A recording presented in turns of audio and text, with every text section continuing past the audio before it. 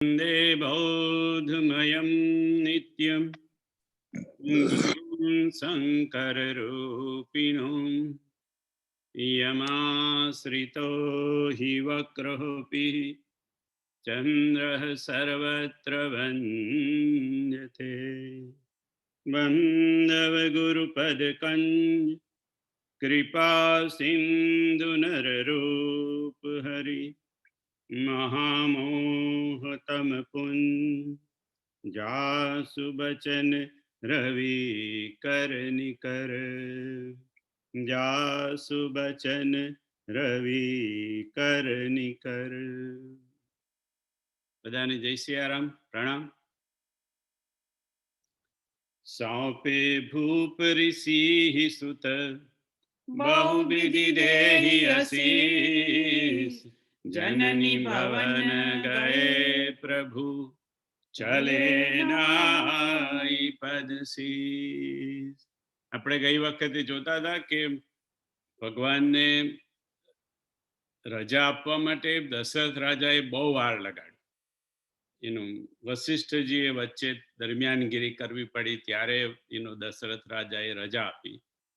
પણ જનની પાસે ગયા તો જનની ભવન ગયે પ્રભુ ચલે નાઈ પદશીસ. જનનીના ત્યાં ભવનમાં ગયા, જનીને પગે લાગ્યા અને ભગવાન સીધા ત્યાંથી નીકળી ગયા. તો થાય કે આપણે વાત કરી કે ભાઈ જનની તો વધારે પ્રેમ હોય તો, અને એ રાક્ષસો જોડે લડવાનું હોય તો જનની જવા ન દે.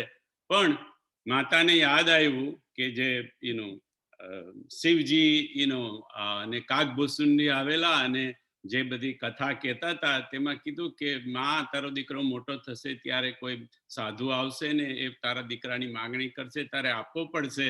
એટલે માતા કે છે આવું શું કરવા જોવો છો, દક્ષિણા વધારે હું આપું તમને ઓછી પડતી હોય તો, પણ જરા સારું જુઓ ને. તો કે ભાઈ હવે જે છે તે કહું છું તમને, પણ માં આગળ તો સાંભળ કે એમ કે તારો દીકરો આપવો પડશે, પણ આવશે ત્યારે કોઈ રાજકુમારીને પરણીને આવશે. તો કે તો ભલે કે. એટલે માને અત્યારે યાદ આવ્યું કે આ તો હવે જાય છે તો રાજકુમારીને લઈને આવશે, એટલા માટે માએ તરત જ વિદાય આપી દીધી કે જા દીકરા તું જા. અને બીજું કારણ એવું છે, આપણે આની તો ચર્ચા થઈ લાસ્ટ ટાઈમ, બીજું કારણ એવું છે કે માતાનો વિવેક એવા ને એવો છે. જ્યારે મનુ શત્રુપાના રૂપમાં એ લોકોએ ભગવાન પાસે વરદાન માંગ્યું ત્યારે ભક્તિનો દશરથજીએ તો માંગ્યું કે મને પુત્રની રીતે જ પ્રેમ થાય, ભલે મને લોકો મૂઢ કે તો મૂઢ, પણ મને તો મારો દીકરો છે એવું જ લાગે. પણ માતાને તો કેટલું બધું માંગ્યું, માતાએ તો મોટું આખું લિસ્ટ હતું માતાનું માંગવાનું. એમાં ભગવાન એક હતું વિવેક. એટલે માતા તારો વિવેક, અલૌકિક વિવેક તારો એવા ને એવો રહેશે. એટલે અહીંયા માતાનો વિવેક પણ દેખાય છે અને શિવજીએ જે કથા કહી એ પણ માતાને યાદ આવે છે. એટલા માટે માતા તરત જ યાદ એમને વિદાય આપી દે છે. ભગવાન અને લક્ષ્મણજી વિશ્વામિત્ર સાથે નીકળી પડે છે. શ્યામ ગૌર સુંદર દો ભાઈ વિશ્વામિત્ર મહાનિધિ પાઈ પ્રભુ બ્રહ્મણ્ય દેવ મેં જાના મોઈ નીતિ પિતા તજે હું ભગવાન. શ્યામ ને ગૌર, રામજી અને લક્ષ્મણજી વિશ્વામિત્રની સાથે નીકળ્યા. વિશ્વામિત્રને લાગ્યું કે મને તો મોટો ખજાનો મળી ગયો. અને ભગવાન એમ કે કેટલા બધા બ્રાહ્મણોની કાળજી રાખે છે, એમ કે બ્રાહ્મણોને દેવતા જેવા માને છે કે મારે લીધે ભગવાને પોતાના પિતાને પણ છોડી દીધા, એમ કે પિતાને છોડીને મારી જોડે આવે. ચલે જાત મુનિ દીની દેખાઈ સુની તાડકા ક્રોધ કરી ધાઈ એક હી ભાન પ્રાણ હરી લીના દીન જાની તેહી નિજ પદ દીના. ચલે જાત મુનિ દીનહી દેખાઈ સુની તાડકા ક્રોધ કરી ધાઈ. બાપુ કે છે કે રામ, લક્ષ્મણ ને વિશ્વામિત્ર જતા હતા અને એટલામાં તાડકા દૂરથી દેખાય. હજી તો બાપુ કે દૂર છે તાડકા, અને વિશ્વામિત્રએ ખાલી દૂરથી કીધું ચલે જાત મુનિ દિનહી દેખાય. દૂરથી વિશ્વામિત્રએ બતાવીને કીધું કે રામજી આ તાડકા છે, એમ કે આ તાડકા છે. એટલું જ હજુ તો વિશ્વામિત્ર બોલ્યા અને એટલી વારમાં તો સુની તાડકા ક્રોધ કરી ધાઈ. આ ખાલી એમ કે તાડકા છે એટલું જ સાંભળતા તાડકા ક્રોધ કરીને ભગવાનને વિશ્વામિત્ર જ્યાં હતા ત્યાં ક્રોધ કરીને ત્યાં દોડી. એક હી બાન પ્રાણ હરી લીના દીન જાની તે નિજ પદ દીના. ભગવાને એક જ બાણથી તાડકાના પ્રાણ હરી લીધા અને દીન જાની અને તેને પોતાનું નિજ પદ પરમધામ આપ્યું ભગવાને. તો બાપુ કે છે કે તાડકા ખરેખર દીન હતી. તાડકા તો હજી તો આ તાડકા છે એવું કીધું એટલામાં તો ક્રોધ કરીને ત્યાં દોડી અને એ તાડકાને અહીંયા દીન કેમ કીધી? તાડકામાં કઈ દીનતા તો દેખાતી, તો ક્રોધ કરીને. અને આ પહેલા પણ જ્યારે આ ઋષિ મુનિ જ્યારે તપ યજ્ઞ કરતા હતા ત્યારે યજ્ઞમાં એ અને એના બે દીકરાઓ સુબાહુ અને મારી એમ કે ત્યાં યજ્ઞની અંદર રક્ષામાં ભંગ કરતા હતા. એ તાડકાને ભગવાને દીન કેમ કીધી? અને દીન જાણીને એને પોતાનું પરમ પદ આપ્યું, નિજ પદ આપ્યું. તો બાપુ કે છે કે દીનતા જુદા જુદા પ્રકારની હોય. એક દીનતા કેવી હોય કે આપણે દુખી દીન કહેવાય કે ભાઈ માણસ દુખી હોય એટલે દીન હોય. એક છે ને ગરીબ જે હોય એને પણ દીન દુખી, દીન ગરીબ દીન કહેવાય, ગરીબની દીનતા હોય. એક દીનતા એને કહેવાય બાપુ કે છે કે નયન વિહીન અરુ મુકર મલીના રામ રૂપ દે ખહી કિમી દીના. નયન વિહીન, જેને આંખ ન હોય, તુલસીદાસજી કહે છે જેને આંખ ન હોય, નયન વિહીન. અરુ મુકુર મલીના, અને જેનો મનનો અરીસો, મનનો મુકુર એનો મેલો થઈ ગયો હોય. આપણને પણ જો આંખ ન હોય અને આપણો અરીસો હાથમાં હોય પણ અરીસો મેલો હોય તો આપણને આપણું મોઢું દેખાતું નથી. એવી રીતે જે લોકોનું નયન વિહીન અરુ મુકુર મલીના રામ રૂપ દેખહી કિમી દીના. દીન જે દીન, એક દીન એને કહેવાય બાપુ કે છે કે જેને રામ સામે ઊભા છે પણ આ રામ છે, આ ભગવાન છે, એ રામ આવ્યા છતાંય જેને ન દેખાય. કેમ? કારણ કે નયન વિહીન, એને નેત્ર નથી. આ ચક્ષુ નેત્ર તો છે પણ જે નેત્રોથી રામને જોવા જોઈએ એ નેત્રો નથી. અને એનો મુકુર, એનો અરીસો એટલે એના મનનો મુકુર એ પણ મેલો છે, કારણ કે બધા વિકારોથી મેલો થઈ ગયો છે. એવા લોકો એવી તાડકા સામે ભગવાન ઊભા છે તો પણ એને ખબર નથી પડતી કે આ ભગવાન છે. એટલા માટે એને દીન કહી અને દીન જાણીને એને દીન જાની તેહી નિજ પદ દીનમ.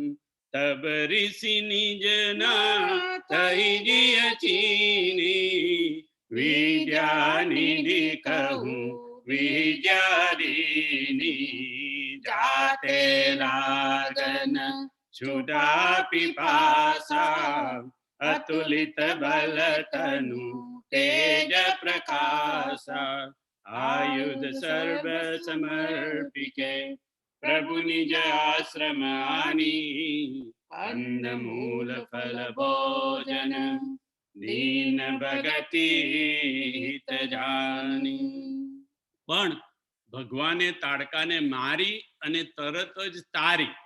એ તારી એટલે વિશ્વામિત્રને ખબર પડી ગઈ કે આ મારા નાથ જ છે, આ ભગવાન જ છે, આ ઈશ્વર જ છે.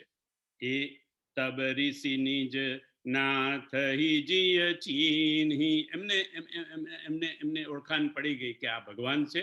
વિદ્યા નિધિ કહું વિદ્યાદીની. અને જે વિદ્યાના ખુદ ભંડાર છે ભગવાન, એવા ભગવાનને વિશ્વામિત્રએ વધારે વિદ્યા આપી. કઈ વિદ્યા આપી? તો કે જાતે લાગન क्षुधा पिपासा અતુલિત બલ તનુ તેજ પ્રકાશા, એવી વિદ્યા આપી જેનાથી ભૂખ ન લાગે અને તરસ ન લાગે. જાતે લાગન ક્ષુધા પીપાસા, પીપાસા એટલે તરસ, ક્ષુધા એટલે ભૂખ, ભૂખ ને તરસ ન લાગે એવી વિદ્યા વિશ્વામિત્રએ રામ ને લક્ષ્મણને આપી. પણ તમે ખાવ નહીં, પણ આ વિદ્યાનો તમે એનો ઉપયોગ કરો તો તમારું શરીરમાંથી તેજ અને બળ એ ઘટે નહીં. બળ એવા ને એવું રહે. આપણે ન ખાઈએ તો થોડું શરીર વીક થઈ જાય, પણ આ વિદ્યાને કારણે બળ પણ ટકી રહે અને શરીરનું તેજ પણ ટકી રહે. બાપુએ કીધું એ વિદ્યાનું નામ હતું બલા અને અતિબલા. બલા અને અતિબલા નામની વિદ્યા આપી, જેનાથી ભૂખ ને તરસ ન લાગે. ઘણા સંતોનું એવું પણ કહેવું છે કે ઊંઘ પણ ના આવે, જાગૃત પણ રહેવાય એવી વિદ્યા પણ આ વિદ્યાની સાથે વિશ્વામિત્રએ આપી હતી, જેનો ઉપયોગ કરી અને લક્ષ્મણજી 14 વર્ષ સુધી વનવાસ દરમિયાન સૂતા નતા, જાગ્રત રહ્યા હતા. એટલા માટે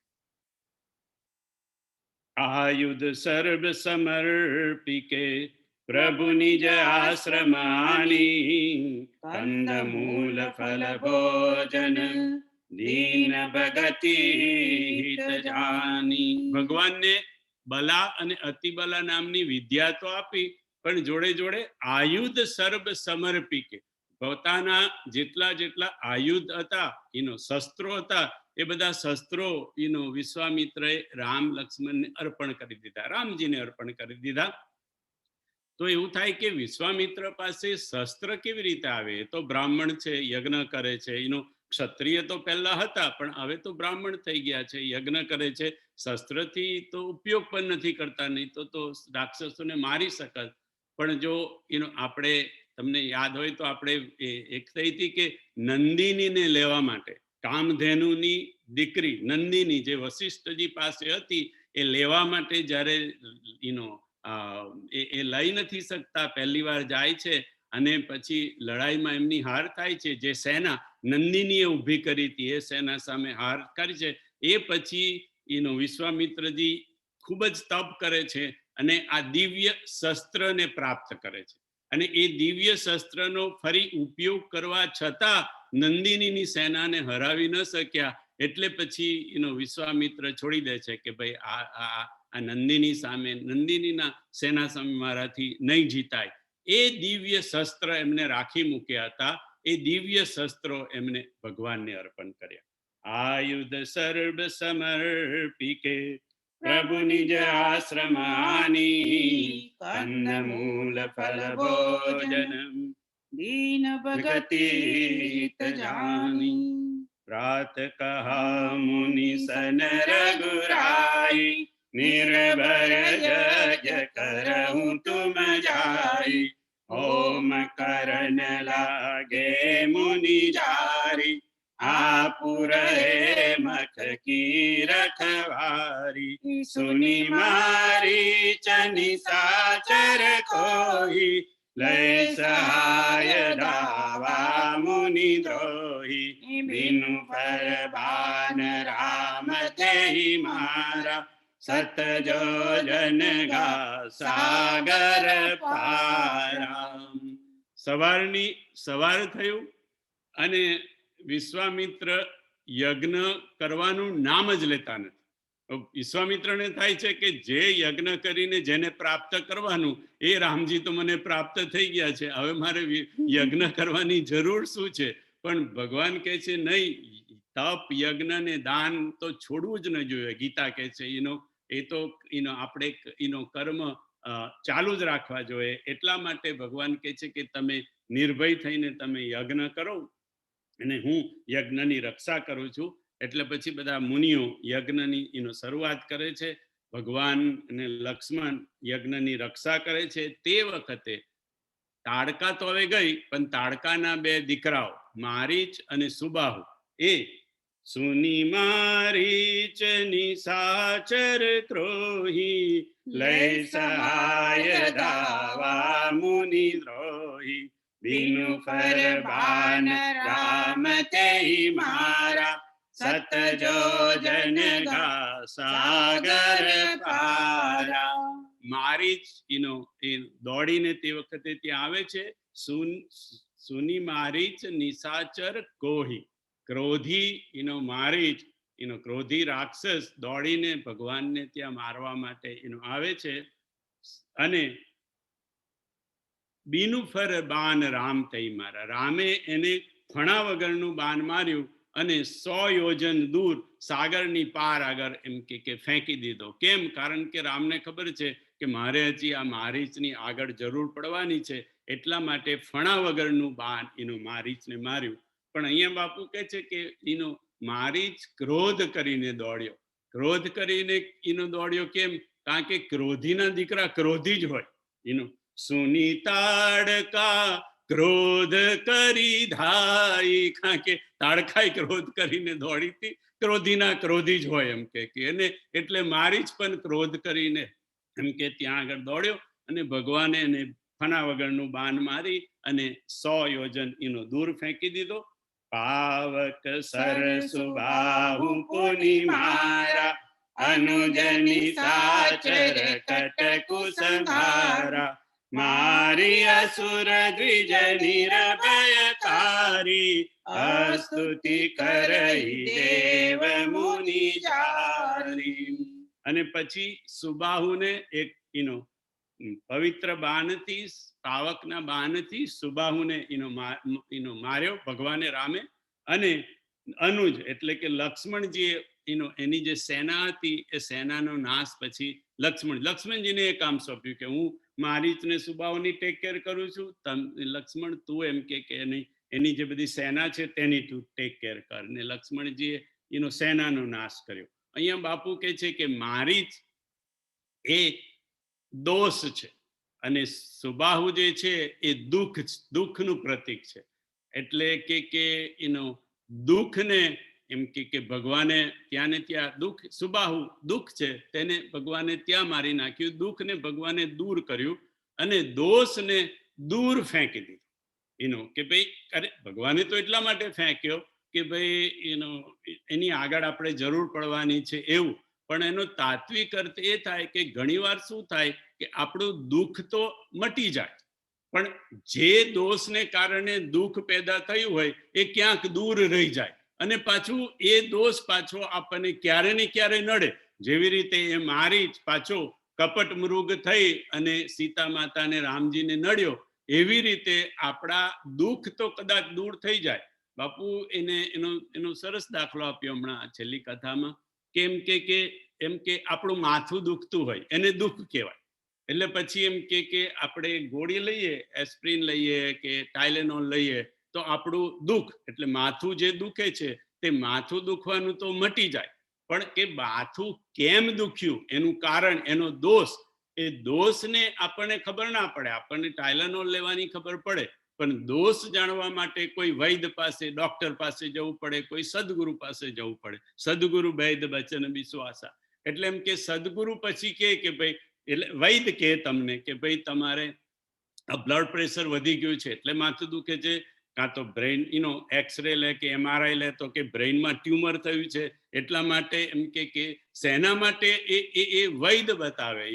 એવી રીતે આપણા જે દુઃખ છે એ દુઃખ ક્યારેક દૂર થઈ જાય, પણ એ કયા દોષને કારણે આ દુઃખ પેદા થયું એ કેવળ સદગુરુને જ ખબર પડે. સદગુરુ કે જો આ દોષને કારણે તને આ દુઃખ થયું છે, અને પછી એ દોષનું નિવારણ પણ આપણે તો દોષ જ ખબર ના હોય તો દોષનું નિવારણ કેવી રીતે ખબર હોય? પણ સદગુરુને દોષય ખબર હોય અને દોષનું નિવારણ પણ ખબર હોય. એટલા માટે મારી જ એ દોષનું પ્રતીક છે, સુબાહુ એ દુઃખનું પ્રતીક છે.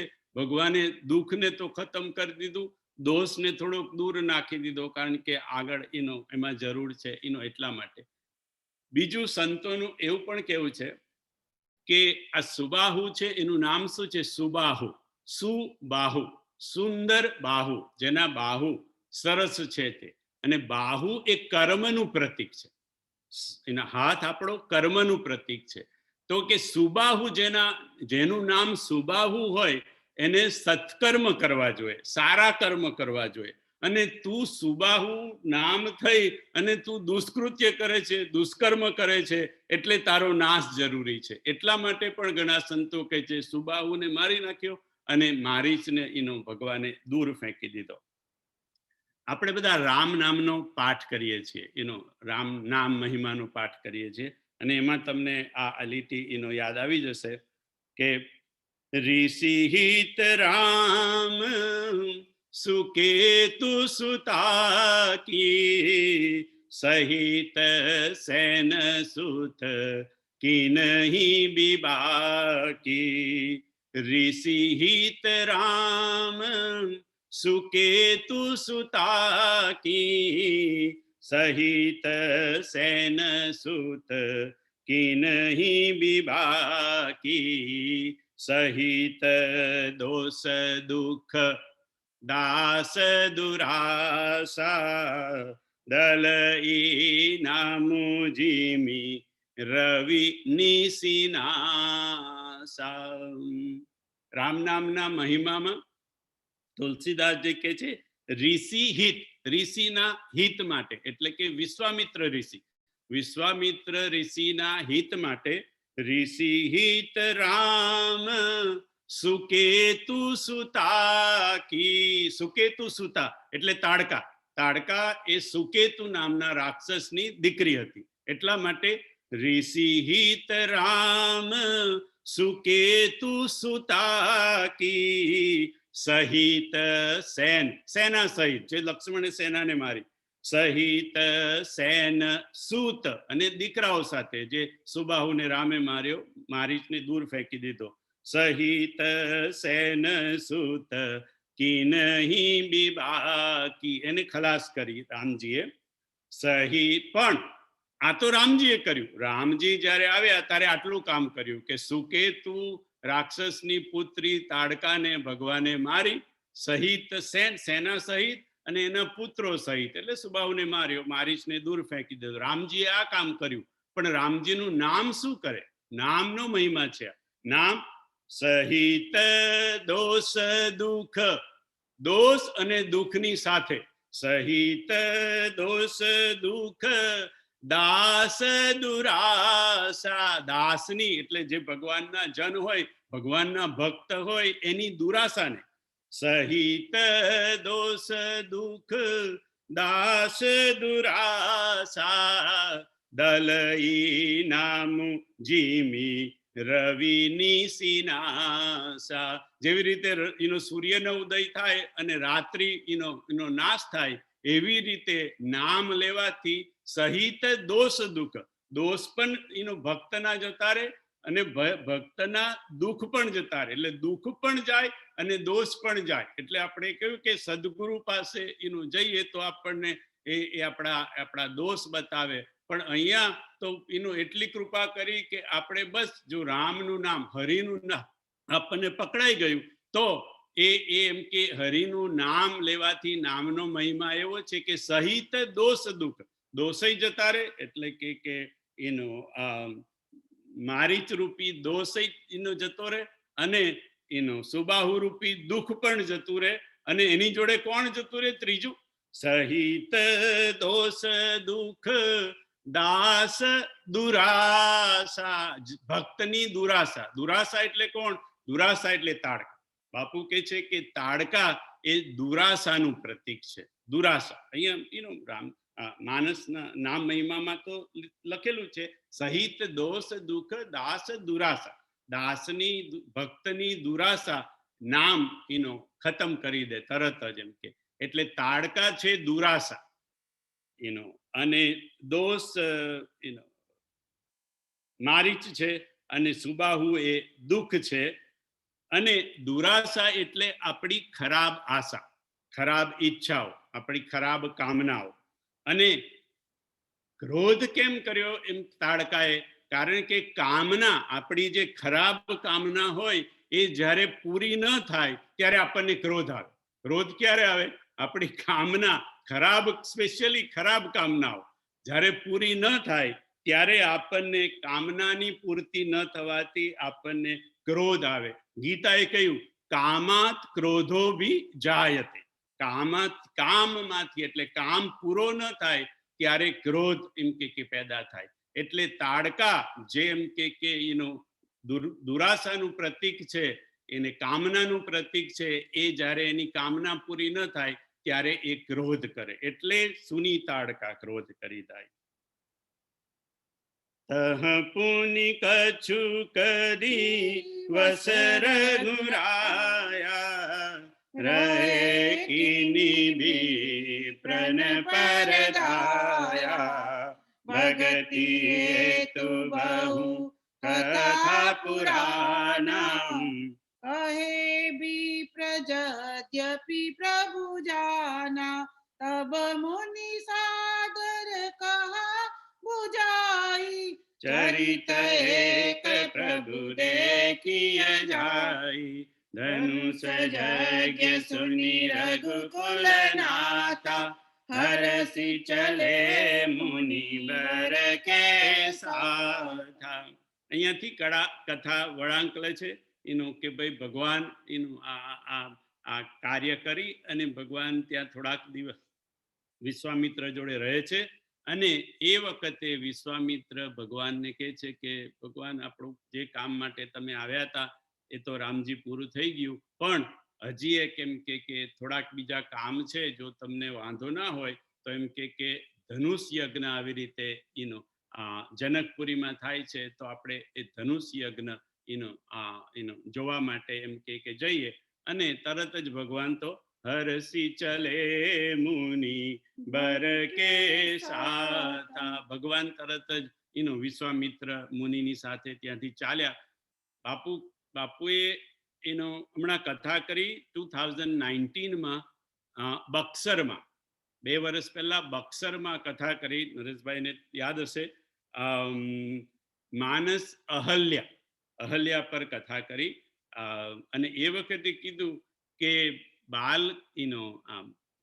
માનસના બાલકાંડમાં 5 યજ્ઞ ટોટલ થયા. કુલ 5 યજ્ઞ. પહેલો યજ્ઞ થયો કે પુત્ર કામેષ્ઠી યજ્ઞ, એ પહેલો યજ્ઞ થયો. બીજો યજ્ઞ તો કે આ વિશ્વામિત્રનો જે એનો યજ્ઞ છે, એ વિશ્વામિત્રનો યજ્ઞ બીજો યજ્ઞ. ત્રીજો યજ્ઞ થયો અહલ્યાનો પ્રતીક્ષા યજ્ઞ. બાપુ એને નામ આપે છે અહલ્યાનો પ્રતીક્ષા યજ્ઞ. ચોથો યજ્ઞ થયો ધનુષ યજ્ઞ. આપણે ધનુષ્ય યજ્ઞ સુની રઘુકુલ નાથા હરસી ચલે મુનિ પર કે સાથા. ચોથો યજ્ઞ ધનુષ યજ્ઞ. અને 5મો યજ્ઞ થયો વિવાહ યજ્ઞ. વિવાહ થાય ત્યારે પણ યજ્ઞ કરવામાં આવે. તો કે એનો બાલકાંડની અંદર ટોટલ 5 યજ્ઞનું એમ કે વર્ણન છે. પુત્ર કામેષ્ઠી, વિશ્વામિત્રનો યજ્ઞ, અહલ્યાનો પ્રતીક્ષા યજ્ઞ, ધનુષ્ય યજ્ઞ એનો જાનકીનો, અને પછી રામને એનો અને બધા ભાઈઓનો વિવાહ યજ્ઞ. 5 યજ્ઞ. ધનુષ યજ્ઞ સુની રઘુકુલ નાથા હરસી ચલે મુનિ બર કે સાથા આશ્રમ એક દીક મગમાઈ ખગ મૃગ જીવ જંતુ તનાઈ પૂછા મુનિ શિલા પ્રભુ દેખી सकल कथा मुनि कहा विशेषी. आश्रम एक दीख जगमाही मगमाही. ભગવાને જતા જતા એનો એક આશ્રમ એનો જોયો. અહીંયા બાપુ કે છે કે શબ્દ છે આશ્રમ એક આશ્રમ. આ એક આશ્રમ એટલા માટે અહીંયા લખ્યું, બાપુ કે છે કે આ આશ્રમ અનોખો આશ્રમ છે, જુદો આશ્રમ છે. આપણે ગયા આશ્રમમાં વાત કરી કે આશ્રમમાં 9 વસ્તુ હોય, આશ્રય હોય, આંસુ હોય, આનંદ હોય, એનો આગમ શાસ્ત્ર હોય, એ બધી આપણે જોયું કે પણ એ 9 વસ્તુમાંથી છોડવાય અહીંયા એકેય વસ્તુ નથી. એટલે આ જુદો આશ્રમ છે એનો. આ આશ્રમમાં આશ્રમ એક દીખ મગમાહી ખગમૃગ જીવ જંતુ. ત્યાં એનો પશુ પક્ષી, આશ્રમમાં તો આવું બધું પણ હોય પશુ પક્ષી, પણ અહીંયા કશું જ નથી ત્યાં, કારણ કે આ એક અનોખો એનો આશ્રમ છે. અને એ કહેતા બાપુએ એ પણ કીધું કે હવે તમે રસ્તામાં જતા હોય એનો વિશ્વામિત્રને ત્યાંથી એટલે સિદ્ધાશ્રમમાંથી જનકપુરી જવાનું હોય તો બાપુ કે અને તેમાંય ચાલતા જવાનું હોય તો ઘણા બધા રસ્તા હોય. તમારે કોઈ વાહન લઈને જવાનું હોય તો અમુક જ રસ્તે જવું પડે, પણ ચાલતા જતા હોય એ તો કોઈ પણ રસ્તે જાય. કેમ કે પણ એમ કે વિશ્વામિત્ર જાણી જોઈને ભગવાનને આ આશ્રમ તરફ સુધી લઈ ગયા, એટલે સુધી લઈ ગયા કે જ્યાં અહલ્યા પથ્થર દેહ થઈને જ્યાં પડી હતી એની નજીક થઈને લઈ ગયા, જેટલું નજીક લઈ જવાય એટલું. કારણ કે વિશ્વામિત્ર એવું ઈચ્છે છે કે ભગવાન અહલ્યાનો ઉદ્ધાર કરે. કેમ? કારણ કે આપણે જોયું કે ભગવાન હજી વિશ્વામિત્રના આશ્રમમાંથી એટલે બક્સર માંથી ત્યાંથી હજી તો નીકળ્યા જ છે સિદ્ધાશ્રમમાંથી, અને તરત જ થોડીક વારમાં આશ્રમ અહલ્યાનો આશ્રમ આવે છે, ગૌતમ ઋષિનો આશ્રમ આવે છે. એટલે આશ્રમ બહુ નજીકમાં છે. એટલે અહલ્યાની જે આખી વાર્તા છે એની પાછળનું એ શ્રાપ કહો એને એ આખી કથા વિશ્વામિત્રને ખબર છે. એટલે વિશ્વામિત્ર જાણે છે કે અહલ્યાનો બહુ કોઈ મોટો વાંક નથી, એટલે વિશ્વામિત્ર ઈચ્છે છે કે ભગવાન અહલ્યાનો ઉદ્ધાર કરે. એટલા માટે એ આશ્રમની નજીકમાંથી ત્યાં લઈ જાય છે. ભગવાને જોયું કે અહીંયા કશું કહે છે નહીં, આશ્રમ છે પણ પશુ પક્ષી કાંઈ નથી, અને એક કોઈ પથ્થર જેવું શિલા જેવું પથ્થર જેવું ત્યાં આગળ પડ્યું છે. અને એ જોઈને ભગવાન પૂછે છે, પૂછા મુનિ શિલા પ્રભુ દેખી, સકલ કથા મુનિ કહા વિશેષી. ભગવાને એ આશ્રમ જોઈ અને ભગવાને વિશ્વામિત્રને એ પથ્થર જોઈને પૂછ્યું, અને વિશ્વામિત્ર પછી એ સકલ આખી જે કથા હતી એ વિશ્વામિત્ર રામજીને કહે છે. અહીંયા બાપુ કહે છે કે આ જે આશ્રમ છે એ અનોખો આશ્રમ કેમ કીધો? તો કે અનોખો આશ્રમ એક આશ્રમ એટલા માટે કીધો કે અહીંયા 3 ધારા છે, એક સાથે 3 ધારા છે એના આશ્રમમાં. એક તો સ્થૂળ રીતે જોઈએ તો ગંગા છે, ગંગા નજીક જ છે. અહીંયા ભગવાન જેવા આશ્રમમાંથી આગળ જાય છે એટલે ગંગા નદી આવે છે અને ભગવાન ત્યાં સ્નાન કરે છે. એટલે આ સ્થૂળ રીતે જોવા જઈએ તો આ આશ્રમમાં ગંગા નજીકમાં જ ગંગા છે. આશ્રમમાં અત્યારે વિશ્વામિત્ર પણ છે અને રામજી પણ છે. એટલે એક રીતે જોવા જઈએ તો એમ કે ગંગા, વિશ્વામિત્ર અને રામ એ 3નો અત્યારે આ આશ્રમમાં સંગમ થયો છે ત્યાં. અને એ 3 કોણ છે? તો કે ભક્તિ, કર્મ અને જ્ઞાન, ભક્તિ અને કર્મનો સંગમ અત્યારે આશ્રમની અંદર થયો છે. કેવી રીતે? તો કે ભક્તિ સ્વરૂપા ગંગા છે, નજીકમાં જ ભક્તિ સ્વરૂપા ગંગા છે. કર્મ સ્વરૂપા વિશ્વામિત્ર છે, કારણ કે વિશ્વામિત્ર છે પુરુષાર્થવાદી છે, એટલે કર્મ સ્વરૂપા છે પુરુષાર્થવાદીને લીધે.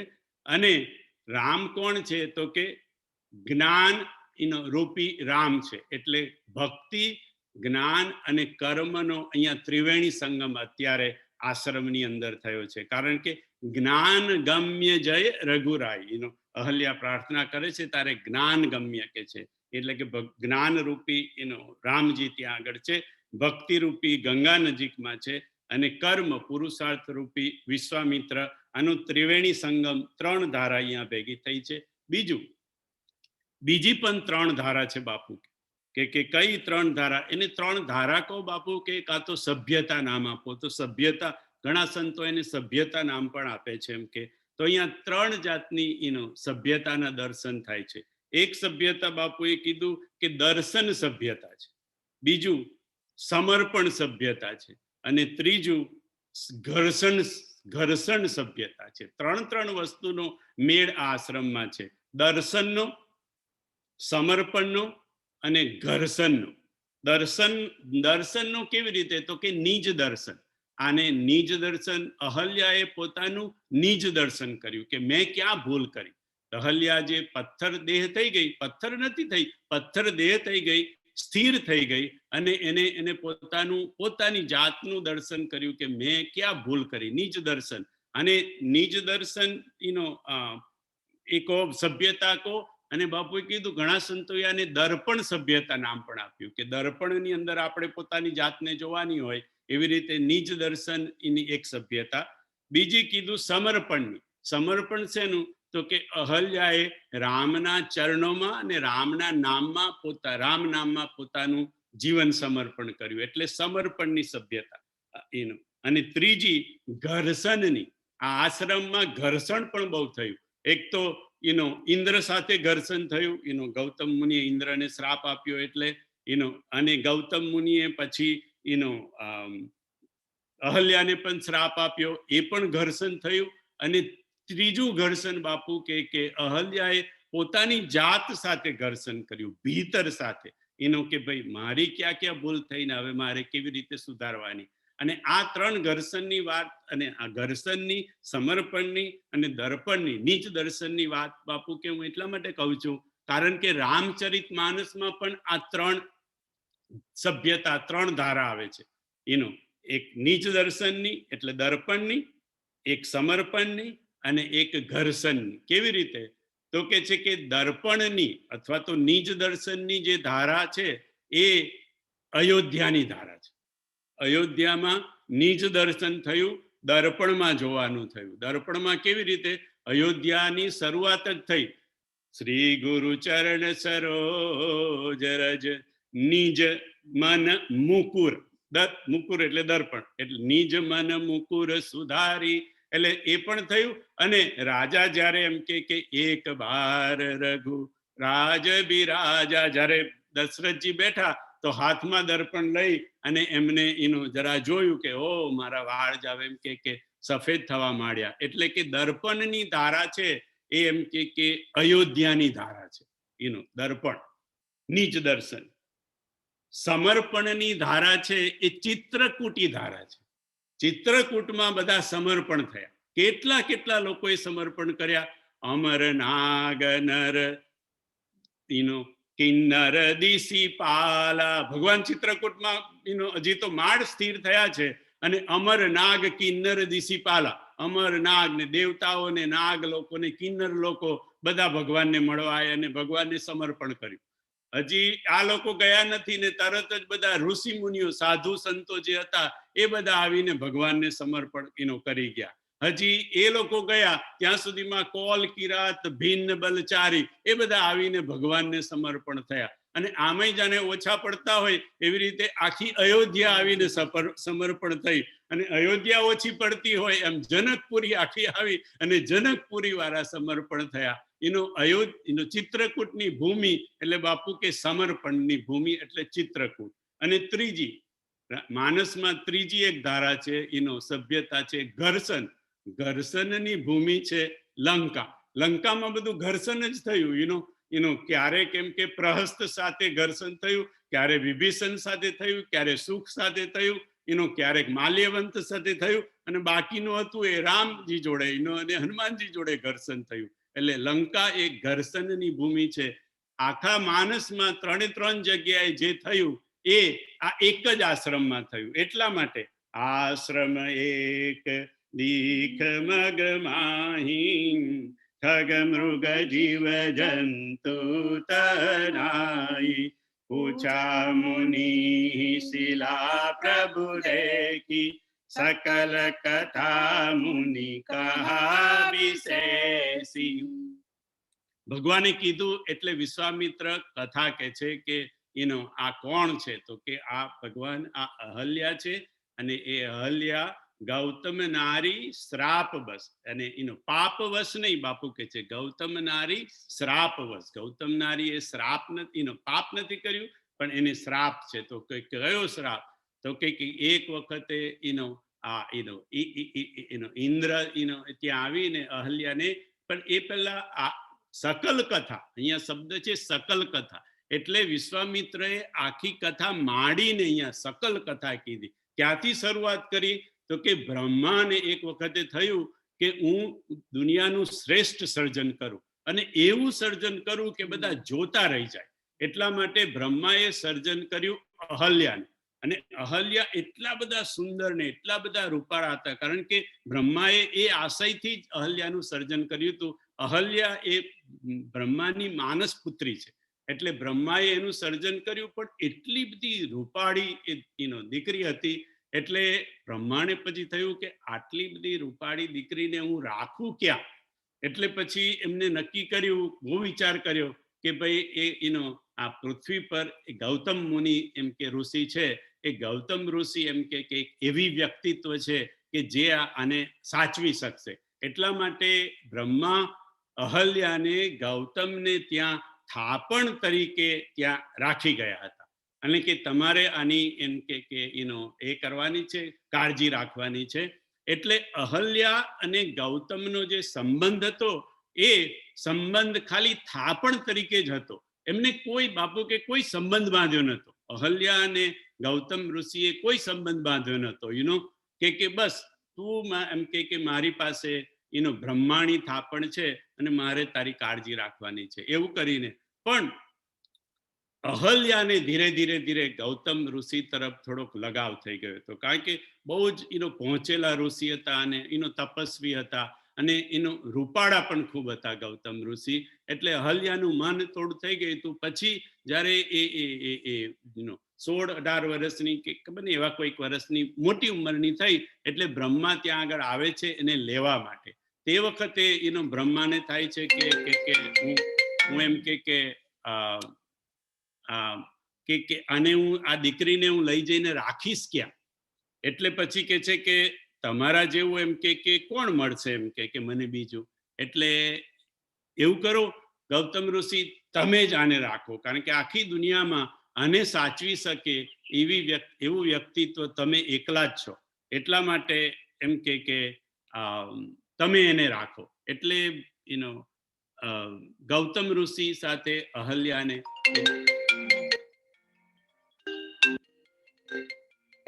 Sorry, it was a mistake. Yeah. Sorry. એટલે અહલ્યા અને ગૌતમ જોડે અહલ્યાને બ્રહ્માજી જ પરણાવી દે છે. ત્યારથી અહલ્યા ત્યાં ગૌતમ મુનિના આશ્રમમાં રહેતા હતા. પણ મેં આગળ કહ્યું એમ એટલા બધા રૂપાળા હતા, એટલે ઇન્દ્રની દ્રષ્ટિ બગડે છે, અને ઇન્દ્ર ત્યાં આવે છે. અને લગભગ રાત્રે 3 વાગ્યાની 2 થી 3 વાગ્યાની આજુબાજુ કુકડાનું સ્વરૂપ લઈને કુકડો થઈને બોલે છે. આપણે ત્યાં તો એવું હતું ને, પેલા ઘડિયાળ કોઈ રાખતા નતા, કુકડો બોલે એટલે સવાર થઈ ગયું. એટલે ઇન્દ્ર કુકડો થઈને કુકડાનો અવાજ કર્યો, એટલે ગૌતમ મુનિ ઉઠીને નદીએ નાહવા માટે જાય છે. નદી ગંગા નદી નજીકમાં જ હતા, નાહવા માટે જાય છે. અને એ વખતે ઇન્દ્ર ત્યાં આવે છે ને અહલ્યાનું સતીત્વ ભંગ કરે છે. અને પછી ગૌતમ ઋષિ થોડેક જાય છે ને એમને ખબર પડે છે કે હજી તો બહુ અંધારું છે, આ એમ કે હજી સવાર નથી થઈ. એટલે પાછા આવે છે, અને એ વખતે ઇન્દ્ર ત્યાંથી નીકળતો હતો ઝૂંપડીમાંથી, એ જોઈ જાય છે. એટલે એને ઓળખી જાય છે. તો મોટા તપસ્વી ઋષિ હતા. એટલે એને ઇન્દ્રને શ્રાપ આપે છે કે જા, તારા શરીરમાં 1000 છેદ્ર થઈ જશે, અને 1000 છેદ્ર થઈ જાય છે. અને ત્યાંથી અને પછી અહલ્યાને પણ શ્રાપ આપે છે કે તને કેવી રીતે વિચાર આવ્યો આ કામનાનો આ સમયે. એટલા માટે એમ કે જા તું પણ પથ્થર દેહ થઈ જા. અને શ્રાપ આપીને ત્યાંથી ગૌતમ મુનિ ત્યાંથી નીકળી જાય છે. એટલે અહલ્યા બાપુ કે છે કે પાપી નથી, પણ શ્રાપ વશ હતી. ગૌતમ નારી શ્રાપ બસ ઉપલ દેહ ધરી ધીર. ઉપલ દેહ, ઉપલ એટલે પથ્થર જેવો દેહ હતો, પથ્થર નથી થઈ ગઈ, પથ્થરનો દેહ, પથ્થર જેવો દેહ. ઉપલ દેહ ધરી ધીર, ચરણ કમલ રજ ચાહતી, કૃપા કરહું રઘુવીર. હે ભગવાન રામજી, તમે એની પર કૃપા કરો. તો ભગવાન કે પણ હું એને કેવી રીતે કૃપા કરું, કઈ જાતની કૃપા કરું? તો કે ચરણ કમલ રજ ચાહતી, કે આ તમારી ચરણ કમળની ચાહ કરે છે. ભગવાનને સંકોચ થયો કે હું ક્ષત્રિયનું રૂપ લઈને આવ્યો છું, અને આ બ્રાહ્મણ, અને એમ કે આને મારે એમ કે ચરણ કમળ એટલે ચરણથી સ્પર્શ કરવાનો. એટલે ભગવાનને ત્યાં થોડોક સંકોચ થાય છે. પણ હવે વિશ્વામિત્રની આજ્ઞા છે, કારણ કે શું કીધું, કૃપા કરો, હે રઘુવીર આની પર કૃપા કરો. પણ કેવી રીતે કૃપા કરો? અને ચરણ કમલ રજ, તમારા ચરણની રજ તમે એને આપો.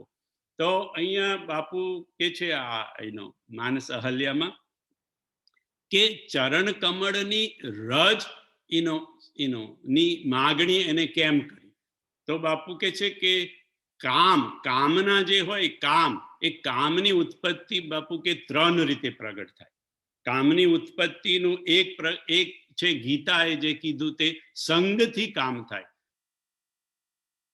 સંગાત જાયાતે કામ, કામાત ક્રોધો ભી જાયતે. સંગાત જાયતે કામ, એક કામની ઉત્પત્તિ થાય સંગથી. પછી એ સંગ આંખોનો સંગ હોય, કાનોથી સંગ થયો હોય, કોઈ મધુર ગાતું હોય તો પછી આપણને એને જોવાનું મન થાય, કાં તો શરીરથી સંગ થયો હોય. સંગ જુદા જુદા હોય, પણ એક કામના સંગથી ઉત્પન્ન થાય. બીજી કામના બાપુ કે છે કે રજોગુણની વૃદ્ધિ આપણા શરીરમાં થાય ત્યારે કામનાઓ વધે. જેટલો રજોગુણ આપણા શરીરમાં વધારે એટલી આપણી કામનાઓને ઈચ્છાઓ વધારે. આપણને જો બહુ કામના અને ઈચ્છાઓ થતી હોય તો સમજવાનું કે આપણા શરીરમાં રજોગુણ વધારે છે. સત્વ, રજ અને તમ, આમાંથી જો એમ કે રજોગુણની વૃદ્ધિ થાય ત્યારે કામના કામના વધારે વધે. અને ત્રીજી રીતે કામના ઉત્પન્ન થાય ખુદ કામદેવથી. જ્યારે કામદેવ એમ કે કૃષ્ણ તનય હોય પતિ તોરા, કૃષ્ણ તનય વાળો જે કામદેવ છે, જે કામદેવ જ્યારે નીકળ્યો ત્યારે આખો સંસાર ને કામદેવે એમ કે ભ્રષ્ટ કરી દીધો હતો. એટલે કામદેવ, ખુદ કામદેવ એમ કે કામ ઉત્પન્ન કરાવી શકે. તો કામ ઉત્પન્ન થાય સંગથી, રજોગુણની વૃદ્ધિથી અને ખુદ કામદેવથી, કૃષ્ણ તનય એનાથી. અને આ 3 કામને મારણ જે હોય એનું મારણ કેવી રીતે, કામ ઓછો કેવી રીતે થાય? તો કે સંગથી જે કામ પેદા થાય એને અસંગતાથી મીટાવાય. અસંગતાથી, અથવા તો બીજો એક ઉપાય છે બાપુ કે અનુરાગથી. એને કામનાને પ્રેમમાં પરિવર્તન કરવાનો. પ્રેમ એટલે બાપુ કે પરમ પ્રેમ વાળો જે પ્રેમ છે એની વાત કરું છું. કામના જેવી રીતે એમ કે ગોપીઓને ભગવાનમાં કામના થઈ હતી અને પરમ પ્રેમમાં પરિણિત થઈ, એવી રીતે એમ કે જે સંગવાળો કામ છે એ કાં તો અસંગતાથી દૂર થાય, કાં તો એને અનુરાગમાં આપણે પરિવર્તન કરીએ, પરમ પ્રેમમાં પરિવર્તન કરીએ તો એ દૂર થાય. પણ રજોગુણથી જે કામ પેદા થાય, રજોગુણની વૃદ્ધિથી, એ રજોગુણની વૃદ્ધિથી પેદા થયેલો કામ કોઈના ચરણની રજથી જ જાય બાપુ કે. એટલે એમ કે અહલ્યાને જે કામ પેદા થયો હતો તે રજોગુણની વૃદ્ધિથી પેદા થયો હતો. પેદા થયેલો કામ કોઈના ચરણની રજથી થાય, કોઈ બુદ્ધ પુરુષ, કાં તો રામજી, કાં તો સદગુરુ, એના ચરણની. એટલા માટે વિશ્વામિત્રએ કીધું કે ચરણ રજ ચાહતી કૃપા કરહું રઘુવીર.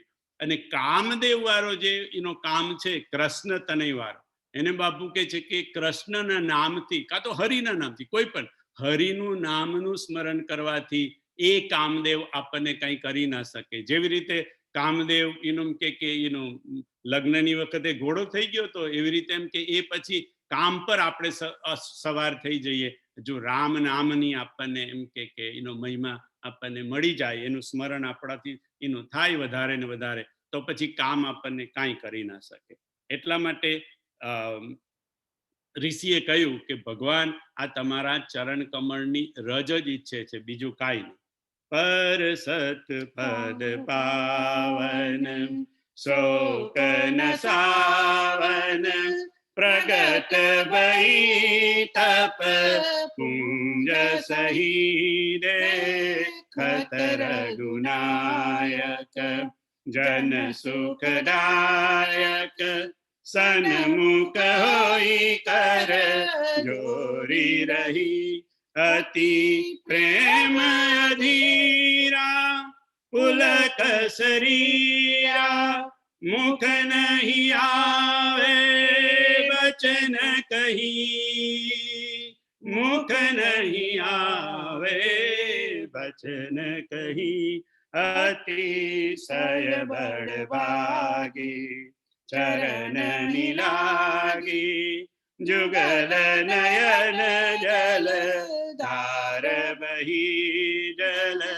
धार बही जल धार બહી પર સતપદ પાવન. અને જેવો ભગવાનનો પવિત્ર પગ એમ કે અહલ્યાને અડ્યો, ચરણની રજ અડી એટલે તરત જ પ્રગટ ભઈ તપ પુંજ સહી, તરત અહલ્યા ત્યાં પ્રગટ થઈ અને ભગવાનને હાથ જોડીને ત્યાં આગળ ઊભી રહી અને અતિ પ્રેમ અધીરા પુલક શરીરા. ભગવાનને જ્યારે જ્યારે જ્યારે કોઈને પણ ભગવાનનું દર્શન થયું છે ત્યારે ગદગદ ગીરા નયન બહનીરા અને પુલક શરીરા, આ ત્રણ વસ્તુ એમ કે હંમેશા રામચરિત માનસમાં તમે જ્યારે જ્યારે જોશો ભગવાનના કોઈ દર્શન કરે તો આ ત્રણ વસ્તુ એમ કે જો ખરેખર પ્રેમ હોય તો આ ત્રણ વસ્તુ પછી રાવણને ન થાય જુદી વસ્તુ, પણ જે પ્રેમી જણ છે એને આ ત્રણ વસ્તુ એમ કે થાય. શરીર પુલક થાય, આંખોમાંથી અશ્રુ આવે અને ગીરા ગદગદ થઈ જાય.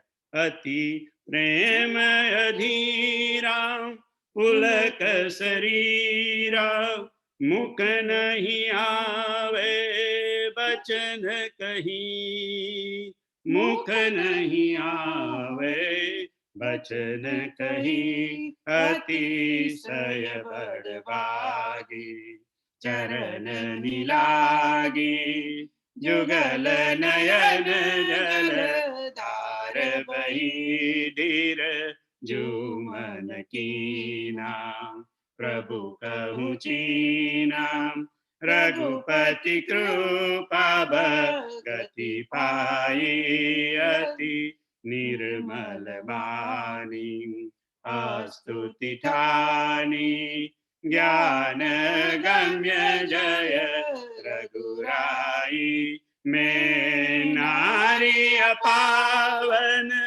प्रभु जग पावन, रावण रिपुजन सुखदाई, रावण रिपुजन સુખદાઈ. રાવણ રિપુજન સુખદાઈ. અહલ્યા કે છે ભગવાન તમે રાવણના રીપુ છો, પણ બાપુ કે છે કે રાવણ તો હજી ક્યાં રીપુ થયો છે, હજી તો ભગવાન માંડ માંડ ઘરેથી નીકળ્યા અને એમ કે વિશ્વામિત્રને ત્યાં થઈને અહીંયા પહોંચ્યા છે, હજી તો સીતાજી સુધી નથી પહોંચ્યા, રાવણ તો બડી દૂર નગરી. અને અહલ્યા કે છે કે રાવણ રીપુજન સુખદાઈ, એમ કે કેમ કે રાવણના તમે રીપુ છો એમ કે એટલે સુધી અહલ્યા કેમ પહોંચી ગઈ? તો બાપુ કે એટલા માટે પહોંચી ગઈ કે જ્યારે આપણને સંતનો સ્પર્શ થાય ને તો બધા પડદા ખુલી જાય. આપણે વાંચ્યું છે કે રામકૃષ્ણ પરમહંસ વિવેકાનંદ જ્યારે એમને બહુ પૂછપૂછ કરતા, ત્યારે બહુ પૂછકા મને એમ કે ઈશ્વરના દર્શન કરાવો, મને આ કરાવો તે કરાવો. એક વખતે રામકૃષ્ણ પરમહંસને એમ કે જરા એ થઈ ગયું ને તો બાજુમાં ત્યાં એમ કે કાચનો ટુકડો પડ્યો હતો, એમ કે અથવા તો પથ્થરનો ટુકડો પડ્યો હતો, એમ કે એ સીધો લઈ અને વિવેકાનંદના કપાળમાં ઘસી દીધો, જોરથી ઘસી દીધો. અને એટલા જોરથી ઘસ્યો કે વિવેકાનંદ ત્યાં પડી ગયા અને અનકોન્શિયસ થઈ ગયા. પણ જ્યારે જાગ્યા ત્યારે એમને બધું બ્રહ્મ જ્ઞાન થઈ ગયું હતું. વિવેકાનંદ થયા એ આ પ્રસંગ પછી થયા, કારણ કે સંતનો એક વિશેષ સ્પર્શ થઈ ગયો હતો. એવી રીતે અત્યારે અહલ્યાને ભગવાનનો સ્પર્શ થયો એટલા માટે અહલ્યાને બધું દેખાવા માંડ્યું. રાવણ રીપુ સુધી પણ એમ કે અહલ્યા પહોંચી ગઈ, એવું ભગવાન બાપુએ આ કથામાં કીધું. હવે આઈ થિંક સમય થઈ ગયો છે, આપણે આગળનું આ અહલ્યા સ્તુતિ આવતા ગુરુવારે જોઈશું.